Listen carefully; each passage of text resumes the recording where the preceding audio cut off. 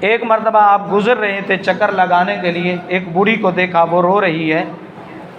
اور اس سے پوچھا اماں جی کیوں رو رہی ہیں؟ کہنے لگی عمر تیری حکومت ہے، مجھے جو ہے ٹھوکر لگی ہے، میں نیچے گری ہوں تو میرا تیل جو ہے زمین پہ گرا ہے، شیشی وہ زمین نے میرا تیل جو ہے چوس لیا ہے، تیری حکومت ہے، میں انصاف چاہتی ہوں۔ حضرت عمر فاروق رضی اللہ تعالیٰ نے پرچی لکھی اور زمین پہ ڈالی، اسی وقت زمین نے وہ تیل جو ہے باہر نکال دیا۔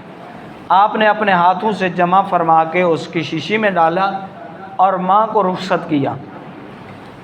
حضرت اسلم رضی اللہ تعالیٰ نے جب اس پرچی کو دیکھا، اس پر لکھا ہوا تھا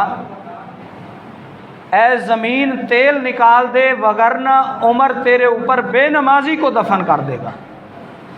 حدیث پاک ہے، نبی پاک صلی اللہ علیہ وسلم نے فرمایا بے نمازی سے زمین بھی پناہ مانگتی ہے کہ یا اللہ اس نحوستی آدمی کو، اس نحوستی انسان کو میرے اندر نہ دفنانا۔ تو بے نمازی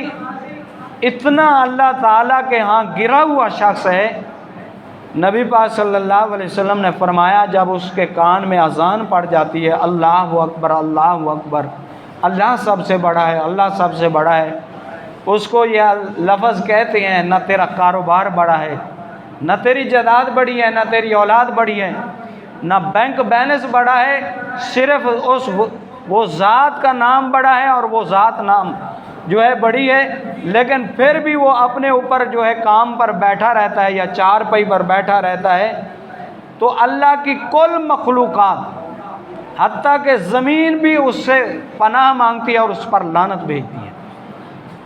اور زمین یہاں تک کہتی ہے چلو صبر کر لیں، کہیں کسی وقت تو میرے پیٹ میں آئے گا اور میں تجھ سے بدلہ لوں گی۔ اس لیے نبی پاک صلی اللہ علیہ وسلم نے فرمایا بے نمازی جب قبر میں جاتا ہے تو سب سے پہلے جو اس کو سزا ملتی ہے زمین اس کو دبوچتی ہے، اور ادھر کی ہڈیاں ادھر اور دائیں بائیں پسلیاں ایسے جو ہیں جیسے کسی چیز کو نچوڑا جاتا ہے ایسے وہ نچڑ جاتا ہے۔ زمین کہتی ہے نافرمان میرے اندر سے میوے نکلتے تھے، میرے اندر سے ہر چیز نکلتی تھی، تو کھاتا تھا،